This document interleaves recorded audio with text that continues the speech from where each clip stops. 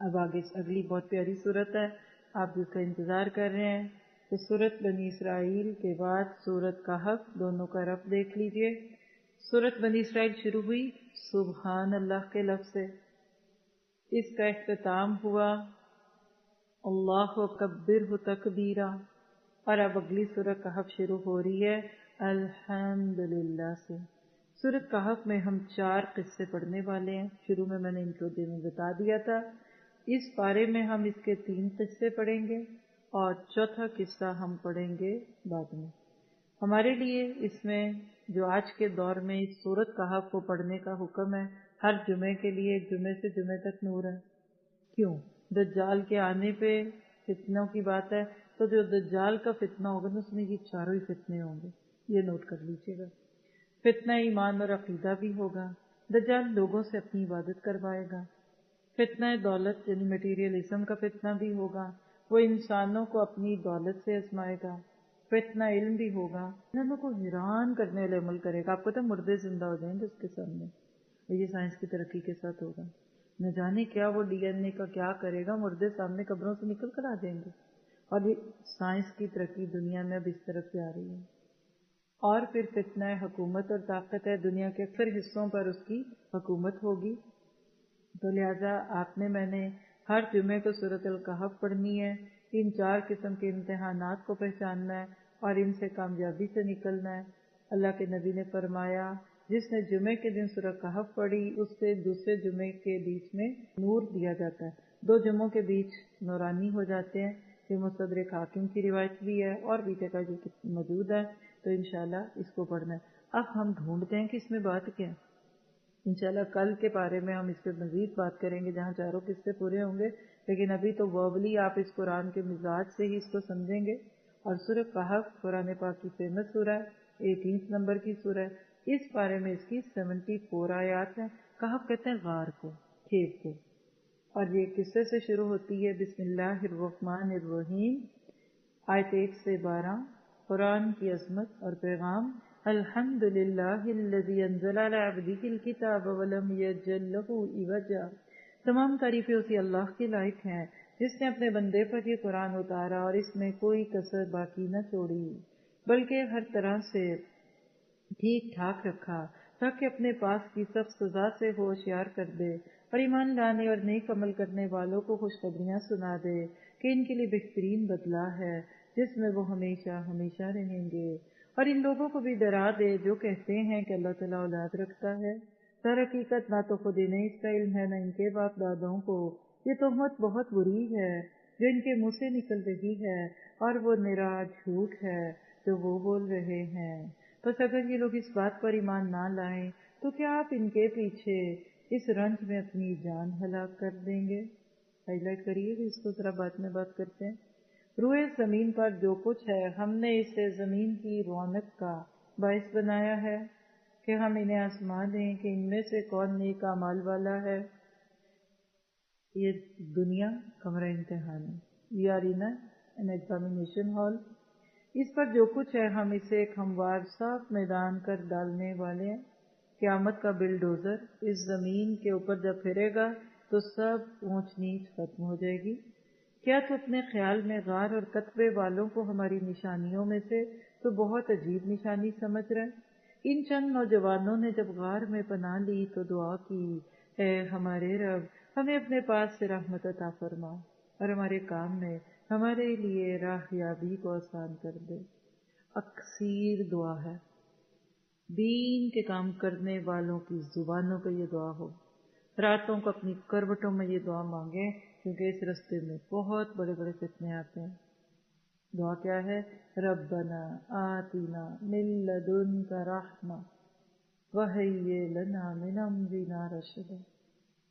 ابھی تو بس اتنا پتا ہے کہ دین کے کام کوششوں سے زیادہ دعاؤں کے ساتھ اللہ کی رحمت سے پورے اترتے ہیں۔ اصحاب کہف کا قصہ کنٹینیو ہوتا ہے۔ بس ہم نے ان کے کانوں پر گنتی کے کئی سال اسی غار میں پردے ڈال دیے، پھر ہم نے انہیں اٹھا کھڑا کیا کہ ہم یہ معلوم کر لیں کہ دونوں گروہوں میں سے اس انتہائی مدت کو جو انہوں نے گزاری کس نے زیادہ یاد رکھی۔ ابھی قصہ اگلے رکوع میں جائے گا۔ 2 آیتیں ایمان سے متعلق ہیں، کہف 2 قیما لینذر باسا شدیدا. یہ لفظ قیم میں نے اس کو نوٹ کر لیا. امام ابن قیم ایک بڑے معروف استاد، ایک عالم گزرے. قرآن کو جہاں قیم کہا گیا، نیویگیٹر. قرآن ہمارا جی پی ایس ہے جو صراط مستقیم پر ہمیں سیدھا رکھتا ہے. یہ قرآن کی ڈوری ہاتھ میں رہے نا تو ہم بھٹکنے لگتے ہیں، بدکنے لگتے ہیں، کبھی کسی خوشی پہ، کسی نیکی میں، کسی بدی میں، کبھی کسی پریشر میں، کسی لالچ میں. لیکن الحمدللہ یہ ہم سے غلط فیصلہ نہیں کرواتا، صحیح پہ لے آتا ہے. اور دوسری آیت 6 جو میں نے بیچ میں کہا تھا، اس کو یاد رکھیے، بقا کی کیفیت. دوسروں کی ہدایت کا اتنا غم لگ جائے کہ ایسے لگے کہ اس کو اپنی کوئی اولاد کا غم ہے، اس کو کسی اپنے پیارے کا غم ہے. جسے دوسروں کی ہدایت کی فکر نہیں لگی، یہ اس بات کی دلیل ہے کہ ابھی اس کی اپنی ہدایت بھی پوری نہیں. آپ کو بھوک لگتی ہے نا تو آپ کو فوراً یاد آتا ہے کہ میاں صاحب کو بھی بھوک لگی ہوگی، بچوں کو بھی لگی ہوگی. اور کبھی آپ نے خود ذرا بھاری ناشتہ کیا اور دوسروں نے ہلکا پھلکا، آپ کو یاد ہی نہیں رہتا کہ وہ بیچارے تو بھوکے ہوں گے. ہدایت کا یہی حال ہے. فیتھ ان ایکشن، قرآن کی آسانی اور سچائی سے اپنی زندگیوں کو روشن کرنا، اللہ تعالیٰ سے رحمت طلب کرنی ہے اور اس سے اپنے کاموں میں درستگی مانگنی ہے. اللہ ہمارے اس سارے معاملے کو آسان کر دے. آگے رکو نمبر 2 13 سے 17 اصحاب کہف کا قصہ جاری ہے. ایمان کا فتنہ. نحن نقص علیک نبأہم بالحق، ہم ان کا صحیح واقعہ آپ کے سامنے بیان فرما رہے ہیں. یہ چند نوجوان اپنے رب پر ایمان لائے تھے اور ہم نے ان کو ہدایت میں ترقی دی تھی. اس کو ہائی لائٹ کریں. نیا کاروبار کوئی شروع کرے تو نقصان ہوتا ہے. پہلے سال میں لاس ہوتا ہے، دوسرے سال میں ایون معاملہ چلتا ہے اور تیسرے سال میں پروفٹ ہوتا ہے. یہ صرف کاروبار کا قصہ نہیں ہے، یہ ایمان اور ہدایت کا، یہ ایمان کی باتیں، ایمان کی طاقت ہے. ان جنگ بچوں کو کیسے ایمان گھروں سے نکال لایا اور یہ ایک جگہ جمع ہو گئے. اللہ نے پھر ان کی ہدایت بڑھائی. آپ کھائیں زیادہ آپ کی بھوک بڑھتی جائے گی، آپ سوئیں زیادہ آپ کی نیند بڑھتی جائے گی، آپ واک زیادہ کریں آپ کی واکنگ کیپیسٹی بڑھتی جائے گی، اور آپ ہدایت کی طرف بڑھتے جائیں بڑھتے جائیں بڑھتے جائیں بڑھتے جائیں. ہفتے میں 1 دن کی کمٹمنٹ کریں بس. زیادہ سے زیادہ کوئی مارا باندھا وقت ہوگا نا کسی ویک میں 2 دفعہ آ جائیں گے ہفتے میں، بڑا احسان ہوگا. کوئی اس دفعہ 2 دفعہ نہیں آئی. اور آپ 2 دن کی کمٹمنٹ کریں، زیادہ 3 دن ختم. اور آپ ہفتے میں 7 دن کی کمٹمنٹ کریں، مشکل ہی نہیں لگے گا، آسان لگتا. جو کام روز کریں وہ آسان ہوتا ہے، روٹین بن جاتی ہے، بندہ شیپ میں آ جاتا ہے. آپ ایک دن ذرا دیکھتے نہیں ویکینڈ پہ بچوں کی روٹین خراب ہوتی ہے، اگلے دن صبح اٹھتے نہیں اسکول کے لیے. تو اللہ تعالیٰ ہمیں ٹرین کر رہا ہے اپنے دلوں کو باندھنے کے لیے. کیا فرمایا؟ ہم نے ان کے دل مضبوط کر دیے تھے جب کہ یہ اٹھ کر کھڑے ہوئے. ہائی لائٹ کریں. دور سے کھڑے ہو کر نہ کہا کریں بڑا مشکل ہے، نہیں ممکن نہیں ممکن. اٹھ کے پکڑیے. دین کا کام، دین سیکھنا، دین کی خدمت، بندوں کے نفع کا بننا دور سے ایک بہت بڑا گٹھڑ لگتا ہے. کوئی کہتے ہے اس کو سر پہ رکھو، آپ کہتے ہیں نہ یہ بہت مشکل ہے. یعنی جیسے بہت سارے لوگوں کو بھی صرف یہ دورے قرآن میں آنا ایک مشکل لگ رہا ہے. آپ کو یہ مشکل لگ رہا ہے؟ کوئی جان پہ بنی ہوئی ہے؟ نہیں. اب آپ کو کہا جا رہا ہے کہ آپ ایک لانگ کمٹمنٹ کے ساتھ چلیے. آپ کریں اتنا بڑا نہ 1 مہینے تو ہم آئے باقی نہیں آئیں گے. اللہ کہتے ہیں پکڑو. جو ہی آپ اس گٹھڑ کو پکڑتے ہیں نا تصور میں لائیں، یہ تو ہلکا ہے، وہ تو اسٹیریو فارم ہے. آپ اس کو پکڑتے ہیں کچھ بھی نہیں، اتنا سر پہ لوگ ہائے تم نے اتنا بڑا پکڑا ہوا ہے. آپ کہتے ہیں تمہیں کیا پتا اس کے سائے میں دھوپ بھی نہیں لگ رہی. یہ بات ہے اس میں. کھڑے تو ہو پہلے، دور سے کیوں ڈرتے ہیں؟ ایک دفعہ کمٹ کریں. نہ کریں گے تو نہ کریں، کیا ہوگا؟ شروع کریں گے اللہ آسانیاں کر دے گا. اور یہ دعائیں بھی اللہ نے سکھا دی. کیا؟ اور کہنے لگے ہمارا پروردگار تو وہی ہے جو زمین و آسمان کا پروردگار ہے. ناممکن ہے کہ ہم اس کے سوا کسی اور کو معبود پکاریں. اگر ایسا کیا تو ہم نے نہایت ہی غلط بات کہی. یہ ایمان بول رہا ہے، ایمان کی طاقت. یہ ہے ہماری قوم جس نے اس کے سوا اور معبود بنا رکھے ہیں. ان کی خدائی کی یہ کوئی صاف دلیل کیوں پیش نہیں کرتے؟ اللہ پر جھوٹ افطرا باندھنے والے سے زیادہ ظالم کون ہے؟ جب تم ان سے اور اللہ کے سوا ان کے اور معبودوں سے کنارہ کش ہو گئے تو اب تم کسی غار میں جا بیٹھو، تمہارا رب تم پر اپنی رحمت پھیلا دے گا. اور تمہارے لیے تمہارے کام میں سہولت مہیا کر دے گا۔ میں آپ کو محبت سے ریکویسٹ کروں گی اس سورت کی تفسیر سن لیں، ہے ہمارے یوٹیوب پہ کہیں الگ سے بھی، ویب سائٹ پہ ہے، الگ سے یہ پڑھی رونے والی آیتیں ہیں۔ جب آپ اس رستے میں آتے ہیں، غیر اللہ سے دور ہوتے ہیں، پھر اللہ کی جو رحمت ہے، غار کو تو اللہ تعالیٰ آپ کے لیے ایک انکیوبیٹر بنا دیتے ہیں۔ غار میں آپ کو چھوٹے چھوٹے گھر میں چھوٹے چھوٹے کمروں میں وہ سکون ملتا ہے جو لوگوں کو بڑے گھروں میں نہیں ملتا۔ اللہ نے اس غار کو ان کے لیے ایک راحت کا سامان بنا دیا۔ یہ بڑے امیر گھروں کے بچے تھے، لیٹ کے بچے تھے، لیکن ان کو چھوٹے سے غار میں ایسی پیاری نیند آ گئی۔ اور دیکھیے اللہ اب ان کے انتظامات کیا کرتا ہے۔ آپ دیکھیں گے کہ آفتاب بوقت طلوع ان کے غار سے دائیں جانب کو جھک جاتا اور بوقت غروب اس کی بائیں جانب کترا جاتا، اور وہ اس غار کی کشادہ جگہ میں ہے۔ یہ اللہ کی نشانیوں میں سے ہے۔ اللہ جس کی راہبری فرمائے وہ راہ راست پر ہے، اور جس سے وہ گمراہ کر دے ناممکن ہے کہ آپ اس کا کوئی کارساز اور رہنما پا سکے۔ بیڈ سول نہ لگ جائے، کروٹیں بھی اللہ نے بدل دی۔ اللہ کو آپ کی بڑی فکر ہو جاتی ہے جب آپ اس کے ہو جاتے ہیں۔ من کان للہ کان اللہ لہ۔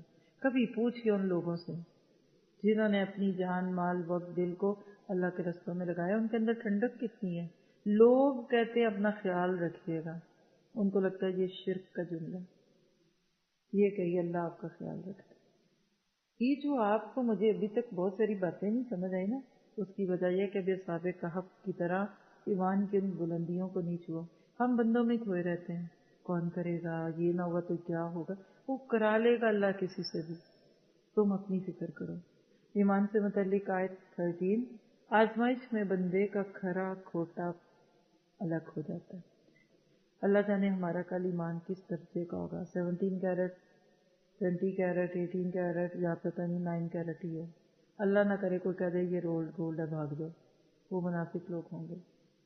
لکھیے ایک جملہ، یوتھ کا ٹیلنٹ پک ہے۔ بوڑھے لوگ مور کمپرومائزنگ ہوتے ہیں، وہ وقت اور حالات اور خاندان کے ساتھ ریزسٹ نہیں کرتے، وہ کہتے ہیں نہیں چپ کرو، دنیا نبھانی ہے، اب بچوں کی شادیاں بھی کرنی ہے۔ لیکن جب بھی چینج آئی تو بڑوں کے اندر نہیں، بچوں میں۔ نبی صلی اللہ علیہ وسلم نے جب مکہ میں دعوت دین دی نا، سب بوڑھے تو دشمن تھے ایکسیپٹ فیو کے۔ بس آپ دیکھیے کہ ابو طالب مسلم نہیں ہوئے تو ان کے 2 بیٹے حضرت علی اور جعفر تیار اسلام کے ستون بن گئے۔ آپ ادھر دیکھ لیجیے، ابو جہل باپ ہے تو بیٹا اکرمہ ہے اسلام پہ۔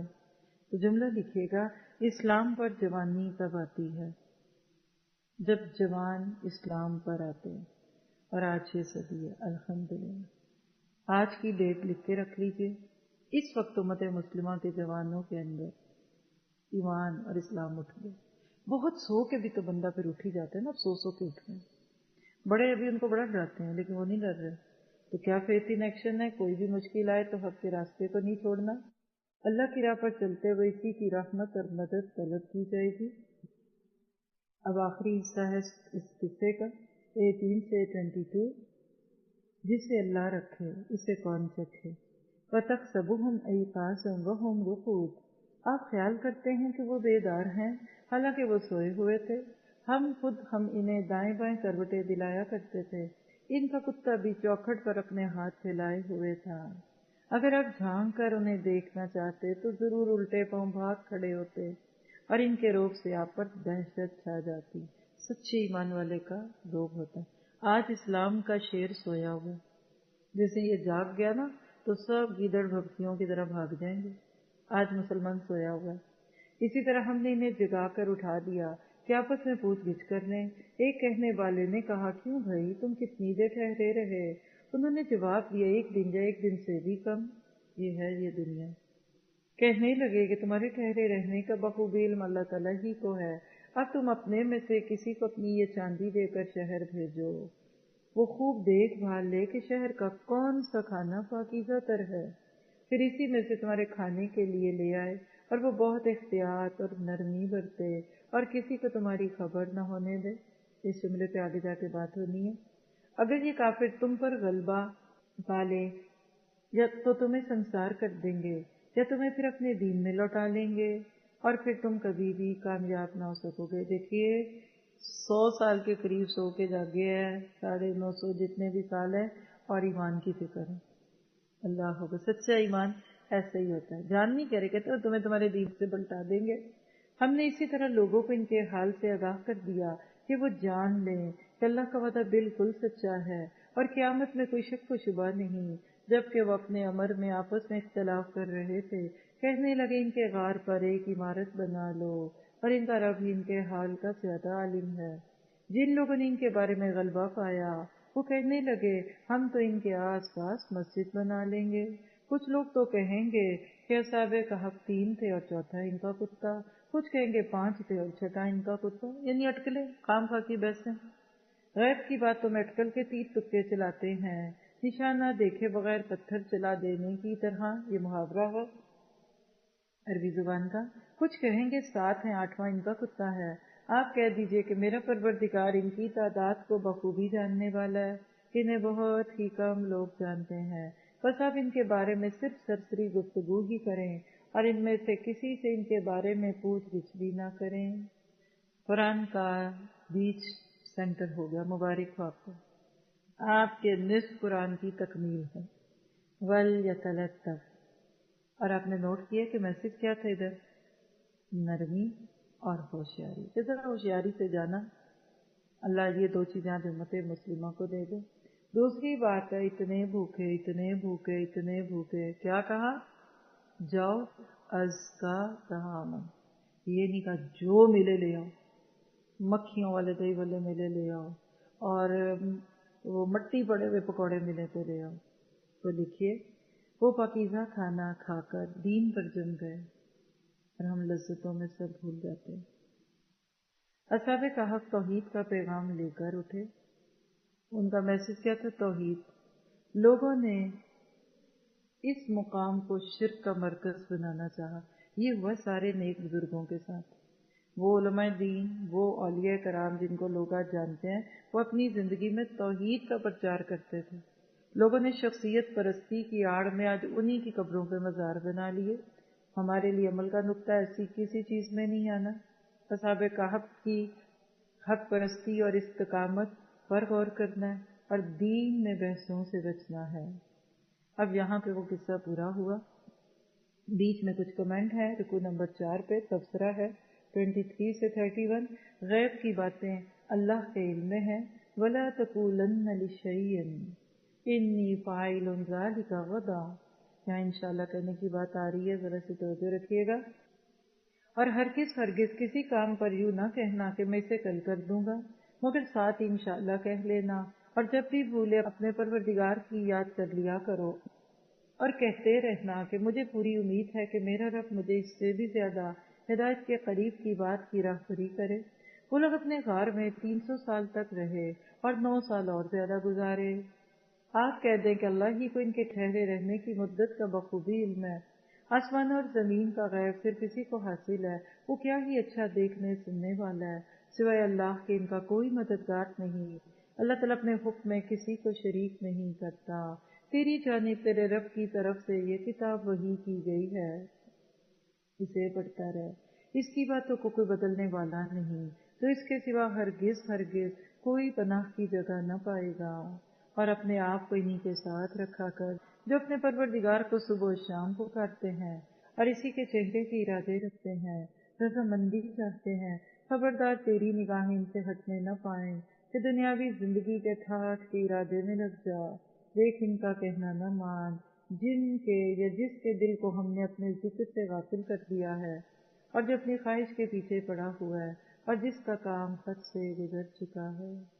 اللہ ہمیں ایسے ہی لوگوں کا ساتھ دے. اور اعلان کر دے کہ یہ سراسر برحق قرآن تمہارے رب کی طرف سے ہے. اب جو چاہے ایمان لے آئے اور جو چاہے کفر کرے. ظالموں کے لیے ہم نے وہ آگ تیار کر رکھی ہے جس کے شعلے انہیں گھیر لیں گے. اگر وہ فریاد رسی چاہیں گے تو ان کی فریاد رسی اس پانی سے کی جائے گی جو تیل کی گرم دھار جیسا ہوگا، جو چہرے کو بھون دے گا. بڑا ہی برا پانی ہے اور بڑی ہی بری آرام گاہ یعنی دوزخ ہے. اس کے برعکس یقیناً جو لوگ ایمان لائیں اور نیک اعمال کریں تو ہم کسی نیک عمل کرنے والے کا ثواب ضائع نہیں کرتے. منی بیک گارنٹی ہے. اللہ آپ کے ایک ایک عمل کو سنبھال کے رکھے گا۔ ان کی ہمیشگی والی جنتیں ہیں جن کے نیچے نہریں جاری ہوں گی، وہاں یہ سونے کے کنگن پہنائے جائیں گے اور سبز رنگ کے نرم اور باریک اور موٹے ریشم کے لباس پہنیں گے، وہاں تختوں کے اوپر تکیے لگائے ہوئے ہوں گے۔ کیا خوب بدلہ ہے اور کس قدر عمدہ آرام دہ ہے۔ کس نے روکا آپ کو سونے کے کنگن پہننے سے؟ جہاں دنیا میں عورتیں پہنتی ہیں وہاں مرد بھی پہن لیں گے۔ حدیث میں آتا ہے کہ جہاں جہاں وضو کا پانی لگتا ہے وہاں زیورات پہنائے جائیں گے۔ ایمان سے متعلق دو آیات تحف 29 لکھیے، فمن شاء فلیؤمن ومن شاء فلیکفر۔ بے اتنائی ہے، ہدایت کا دروازہ اندر سے کھلتا ہے، باہر سے نہیں۔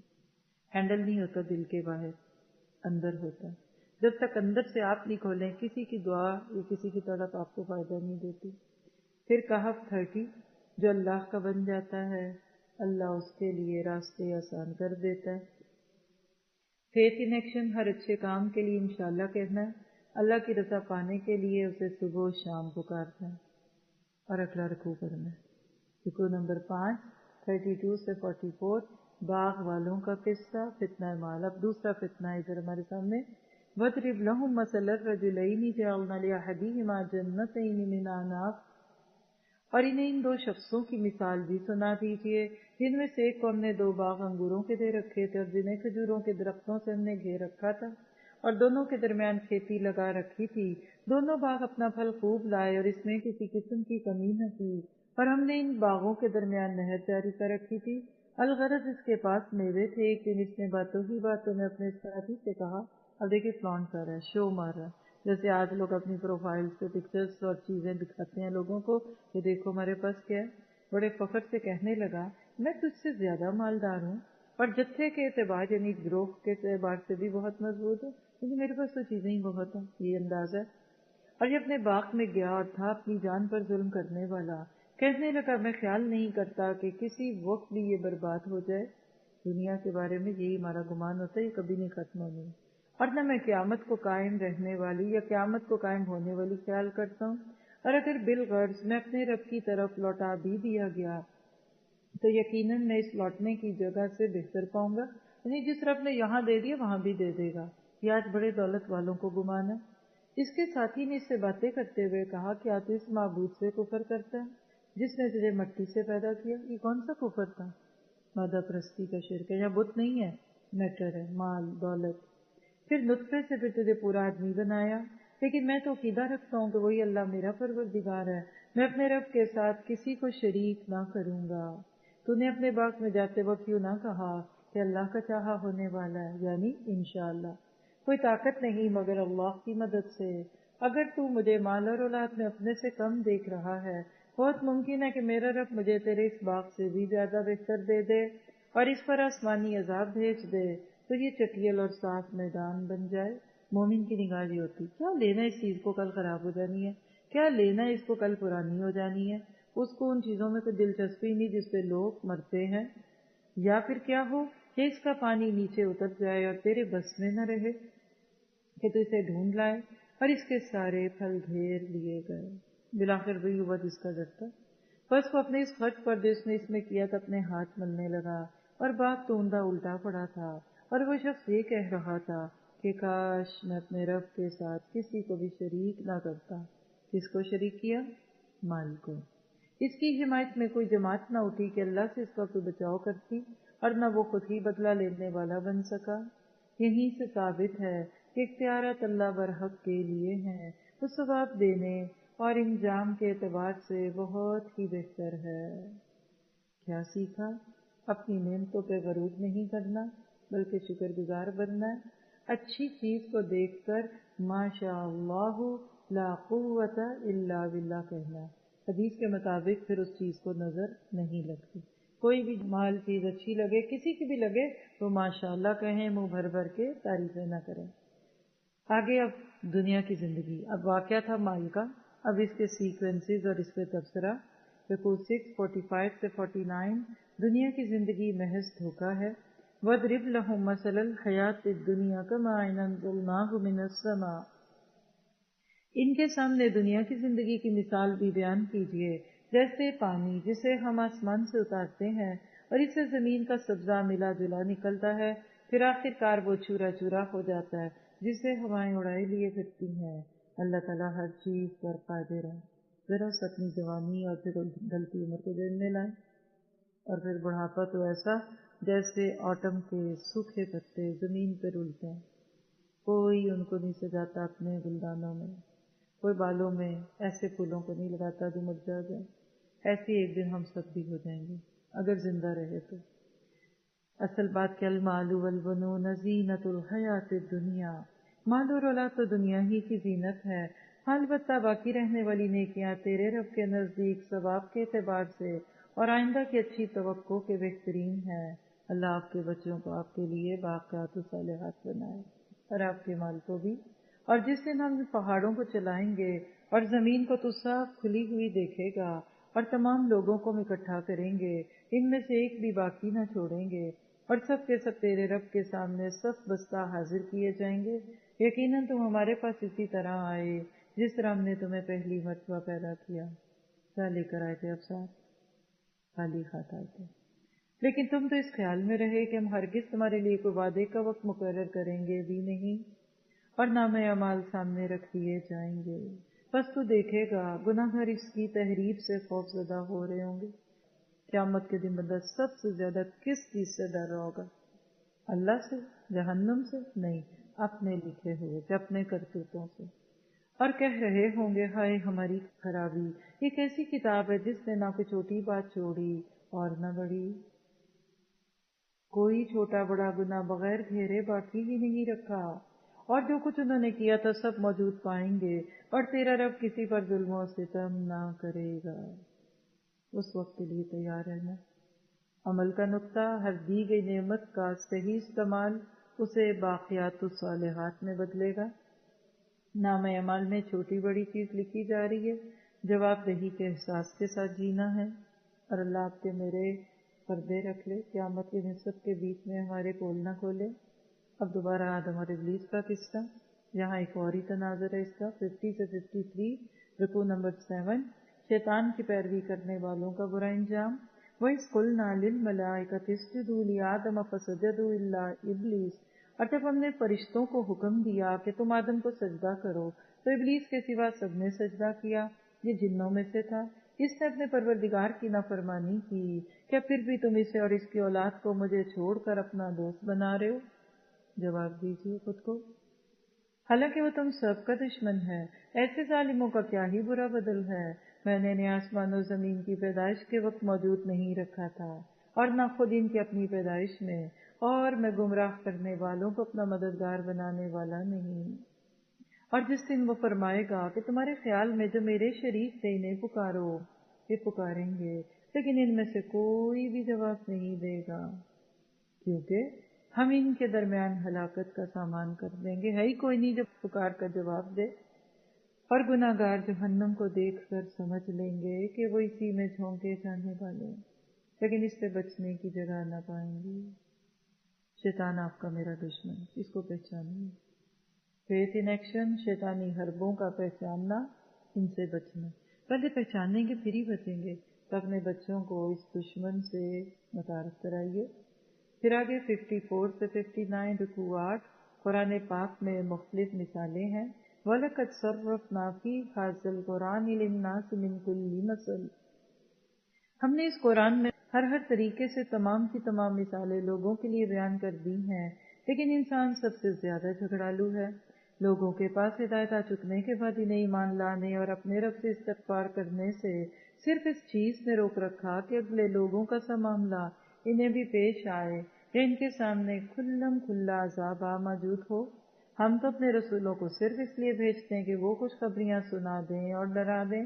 کافر لوگ باطل کے سہارے جھگڑتے ہیں، اس کو نوٹ کیجیے گا، کفر کا توڑا یہ، اور چاہتے ہیں کہ اس سے حق کو لڑکھڑا دیں۔ انہوں نے میری آیتوں کو اور جس چیز سے ڈرایا جاتا ہے اسے مذاق بنا ڈالا۔ اس سے بڑھ کر ظالم کون ہے جسے اس طرف کی آیتوں سے نصیحت کی جائے وہ پھر بھی منہ موڑے رہے، اور جو کچھ اس کے ہاتھ نے آگے بھیج رکھا اسے بھول جائے۔ بے شک ہم نے ان کے دلوں پر پردے ڈال دیے ہیں تو وہ اسے نہ سمجھے، اور ان کے کانوں میں بوجھ ہے، اگر تو انہیں ہدایت کی طرف بلاتا رہے لیکن یہ کبھی ہدایت نہ پائیں گے۔ اللہ ہمیں ایسے لوگوں میں نہ کرے۔ تیرا پروردگار بہت ہی بخشش والا اور مہربانی والا ہے، وہ اگر ان کے اعمال کی سزا میں ان کو پکڑے تو بے شک انہیں جلدی سزا دے گا، یعنی عذاب، بلکہ ان کے لیے ایک وعدے کی گھڑی مقرر ہے جس سے وہ سرکنے کی ہرگز جگہ نہ پائیں گے۔ یہ ہیں وہ بستیاں جنہیں ہم نے ان کے مظالم کی بنا پر غارت کر دیا اور ان کی تباہی کی بھی ہم نے ایک میعاد مقرر کر رکھی تھی۔ اللہ اکبر۔ اللہ کی پکڑ ایک دن آتے رہتی ہے۔ ایمان سے متعلق ایک ہی آیت 30 رکوع میں 55 کہا، مہلت مدت تک اللہ پردہ پوشی کرتا ہے کہ گمراہ راہ پر آ جائیں، اللہ کرے کہ اس سے پہلے ہم ریٹرن ہو جائیں۔ فیتھ ان ایکشن، قرآن میں دی گئی مثالوں سے سبق حاصل کر کے ان غلطیوں سے بچنا ہے۔ قرآن پاک کی کسی آیت یا حکم کا مذاق نہیں اڑانا، اپنی زندگی کے رویے پہ نظر ثانی کرنی ہے۔ اور پھر اس کے بعد اب آخری واقعہ اس بارے میں جو ہمارے شروع ہوگا اور اگلے میں پورا ہوگا، پارہ کی طرف 60 سے 70، قصہ موسیٰ و خضر، علم کا فتنہ۔ وَإِذْ قَالَ مُوسَىٰ لِفَتَاهُ لَا أَبْرَحُ حَتَّىٰ أَبْلُغَ مَجْمَعَ الْبَحْرَيْنِ، جبکہ موسیٰ علیہ السلام نے اپنے نوجوان سے کہا میں تو چلتا ہی رہوں گا یہاں تک کہ 2 دریاؤں کے سنگم پر پہنچوں، خواہ مجھے سال خواہ سال چلنا پڑے۔ کمٹمنٹ، علم کا سفر انتھک محنت کا سفر ہے۔ جب وہ دونوں دریا کے سنگم پر پہنچے وہاں اپنی مچھلی بھول گئے جس نے دریا میں سرنگ جیسا اپنا راستہ بنا لیا۔ جب یہ دونوں وہاں سے آگے بڑھے تو موسیٰ نے اپنے نوجوان سے کہا لاؤ ہمارا ناشتہ تو دو، ہمیں تو اپنے اس سفر سے سخت تکلیف اٹھانی پڑی، یعنی جب راستہ بدلنے لگے تو بھوک بھی لگ گئی۔ اس نے جواب دیا کہ کیا آپ نے دیکھا بھی، جبکہ ہم پتھر سے ٹیک لگا کر آرام کر رہے تھے وہیں میں مچھلی بھول گیا تھا، دراصل شیطان نے ہی مجھے بھلا دیا کہ میں آپ سے اس کا ذکر کروں۔ اس مچھلی نے ایک انوکھے طور پر دریا میں اپنا راستہ بنا لیا۔ موسیٰ نے کہا یہی تھا جس کی تلاش میں ہم تھے، چنانچہ وہیں سے اپنے قدموں کے نشان ڈھونڈتے ہوئے واپس لوٹے۔ ہم ہوتے تو کیا کرتے؟ چلو پھر آج چھوڑ دیتے، چھٹی کر لیتے ہیں، راستہ ہی نہیں مل رہا، ٹریفک بہت ہے۔ اور اس پہ اتنی بڑی بات آپ نے پڑھی ہے، آئی وش کہ میں بس ٹائم اور میں آپ کو بتاؤں، صحیح ڈائریکشن پہ جا رہے تھے تو تھکن نہیں ہوئی، ملازم کی یا شاگرد کی غلطی سے راستہ غلط ہو گیا، تھکنے لگے، پتہ نہیں کیا ہے، جسم تھک رہا ہے، ٹوٹ رہا ہے، کدھر ہے بھائی وہ مچھلی، وہ تو پیچھے رہے، او اچھا واپس چلے۔ ایک تو کمٹمنٹ، دوسرا علماء کہتے ہیں جس کی کوششیں سیدھے رستے پہ ہوتی نا وہ نہیں تھکتا۔ مشن قرآن پڑھنے پڑھانے والے کب نہیں تھکتے؟ جب وہ اللہ اور رسول کے طریقوں پہ لا اسألکم علیہ من اجر اس طرح چلتے ہیں، وہ اس کو پروفیشن نہیں بناتے بٹ پروفیشنلی کرتے ہیں، ان کو تھکت نہیں ہوتی۔ اور اگر تھوڑا سا کر کے تھک جاتے ہیں تو ہم سب اپنی نیتوں کے قبلوں کو دیکھیں۔ بس ہمارے بندوں میں سے ایک بندے کو پایا جسے ہم نے اپنے پاس کی خاص رحمت عطا فرمائی تھی اور اسے اپنے پاس سے خاص علم عطا کر رکھا۔ اس سے موسیٰ علیہ السلام نے کہا میں آپ کی تابع داری کروں کہ آپ مجھے اس نیک علم کو سکھا دیں جو آپ کو سکھایا گیا ہے۔ اس نے کہا آپ میرے ساتھ ہرگز صبر نہیں کر سکتے، اور جس چیز کو آپ نے اپنے علم میں نہ لیا ہو اس پر صبر کر بھی کیسے سکتے ہیں، یعنی ان کی سائڈ بھی لے رہے ہیں ساتھ ہی ساتھ۔ موسیٰ علیہ السلام نے جواب دی انشاءاللہ آپ مجھے صبر کرنے والا پائیں گے اور کسی بات میں آپ کی نافرمانی نہ کروں گا۔ اس نے کہا اچھا اگر آپ میرے ساتھ ہی چلنے پر اصرار کرتے ہیں تو یاد رہے کسی چیز کی نسبت مجھ سے کچھ نہ پوچھیے گا جب تک کہ میں خود اس کی نسبت کوئی تذکرہ نہ کر دوں۔ طالب علم اور استاد کا تعلق 100 پوائنٹ ہے اس پہ الحمدللہ۔ موسیٰ اور خضر کے قصے میں علم کے آداب پہ دعا کریے اللہ آپ کی زندگیوں میں برکت دے، آپ سب سیکھیں گے۔ پتہ کیا چلا کہ علم کا راستہ صبر کا راستہ، ہمارے لیے عمل کے نقطے، زندگی کے بہت سے معاملات ہماری سمجھ سے باہر ہوتے ہیں، ان میں صبر سے کام لینا چاہیے۔ زندگی میں ہونے والے واقعات سے اللہ کی حکمتوں کو سمجھنا، یہ کل کے سبق میں ہم شروع میں کریں گے، پارے کا تھیم میں بہت کچھ آ جائے گا۔ اور اب آخری چند آیتیں 71 سے 74، علم کی طلب جاگ رہی ہے آپ کے اندر کہ بھر گیا دل؟ چلیے فَانْطَلَقَا حَتَّى إِذَا رَكِبَا فِي السَّفِينَةِ خَرَقَهَا، پھر دونوں چلے یہاں تک کہ کشتی میں سوار ہوئے، خضر نے اس کے تختے توڑ دیے۔ اب دیکھیں استاد ایسا کام کر رہا ہے جو شاگرد کو سمجھ ہی نہیں آتا، موسیٰ نے کہا کیا آپ اسے توڑ رہے ہیں کہ کشتی والوں کو ڈبو دیں؟ بے صبرے بھی ہوتے ہیں نا کچھ لوگ، ان کو نہیں سمجھ آتا یہ کیا ہو رہا ہے، یہ کیوں ہو رہا ہے، ان کے لیے سبق ہے اس میں۔ یہ تو آپ نے بڑی خطرناک بات کر دی۔ خضر نے جواب دیا میں نے تو پہلے ہی تجھ سے کہہ دیا تھا کہ تو میرے ساتھ ہرگز صبر نہ کر سکے گا۔ صبر استاد کو جو دکھ رہا ہوتا ہے شاگرد کو نہیں دکھتا، بعد میں دکھتا ہے جب وہ بھی وہاں اوپر پہنچ جاتا ہے۔ دیکھیں اوپر سے سب دکھتا ہے، نیچے نہیں دکھتا، نیچے کئی چیزیں چھپی رہتی ہیں، آپ اوپر جائیں گے تو آپ کو پورا ویو دکھے گا۔ موسیٰ نے جواب دیا کہ میری بھول پر مجھے نہ پکڑیے اور مجھے اپنے کام میں تنگی میں نہ ڈالیے۔ پھر دونوں چلے یہاں تک کہ ایک لڑکے کو پایا، خضر نے اس کو مار ڈالا۔ موسیٰ علیہ السلام نے کہا کہ آپ نے ایک پاک جان کو بغیر کسی جان کے عوض مار ڈالا، بے شک آپ نے تو بڑی ناپسندیدہ حرکت کی۔ شاگرد کی ہوتا ہے، لیکن استاد کو استاد بننا چاہیے۔ فیتھ ان ایکشن، انسانی عقل اللہ کی حکمتوں کو نہیں پا سکتی، مشکل حالات میں صبر کے ساتھ اچھے وقت کا انتظار کرنا ہے۔ اور استاد شاگرد کے ساتھ تعلق سے پارا پورا ہو رہا ہے تو 2-3 جملے لے لیے۔ استاد کس کو کہتے ہیں؟ جو علم دے۔ استاد وہ ہوتا ہے جو علم کی طلب دے، جو موٹیویشن دے۔ استاد کون ہوتا ہے؟ ایک سوال اور لے لیں۔ استاد وہ ہوتا ہے جس کے پاس بیٹھ کر اپنا علم پہلے سے کم لگے۔ سبحان ربک رب العزت عما یصفون۔ آج آپ ایمان کی شاخیں دیکھ لیں تو مال غنیمت کا خمس 10ویں پارے میں پڑھ کر آئے ہیں۔ آپ کے میرے کرنے کا کام نہیں، یہ دعا کر لیتے ہیں کہ اللہ ایسے حکام دے دے جو اسلام کو نافذ کریں، اور پھر مال غنیمت جو دشمنوں سے حاصل ہو پھر اس کو صحیح بانٹے۔ سوال لکھیے کہ مال غنیمت کیسے ملے گا آج کے دور میں؟ جب جنگ ہوگی تو قتال کا انکار کر کے اپنے دین کو ضائع نہ کیجیے، اس کے لیے محنت اور جدوجہد کرنی پڑتی ہے۔ اور اسی طرح سے امت مسلمہ کے لیے یہ حلال ہے۔ مسند احمد کی روایت سے پتہ چلتا ہے کہ ان 5 چیزوں میں سے ایک ہے جو اللہ نے نبی صلی اللہ علیہ وسلم کے لیے حلال کی تھی، پہلے نبیوں کی امتوں کے لیے یہ حلال نہیں تھا۔ اور انفال 69 میں لفظ بھی آیا ہے فَكُلُوا مِمَّا غَنِمْتُمْ حَلَالًا طَيِّبًا، کہ کھا سکتے ہو۔